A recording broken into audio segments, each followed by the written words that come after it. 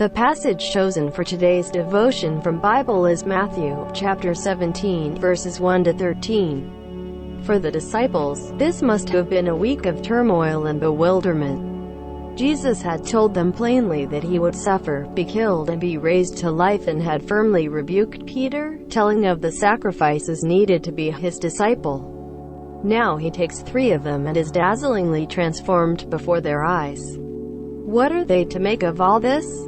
No wonder Peter speaks in an embarrassed way, and then they fall to the ground in terror as God's voice is heard.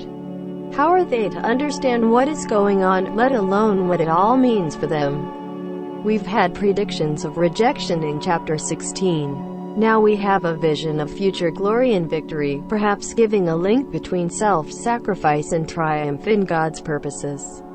A Lord who both reigns and yet suffers.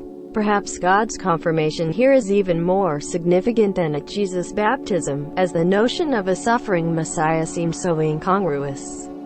Here God adds the words, "Listen to him." We read, "When they lifted up their eyes, they saw no one but Jesus only," the word "only" coming at the end of the sentence for emphasis. The disciples must focus on Christ alone. He will prove sufficient for all their needs. Suffering and glory. God does give his followers foretastes of glory from time to time. We should pray for such encouragements and be grateful for such foretastes. They often prove important sustenance during difficult times, but they will not do away with such times altogether. Peter reminds us that as we rejoice that we are shielded by God's power, now we may have to suffer grief in all kinds of trials. It was true for Jesus, and for his followers. How do you see the connection between suffering and glory in God's plan for your life? Pray that God will enable you to look to him in future glory when you go through trials and suffering.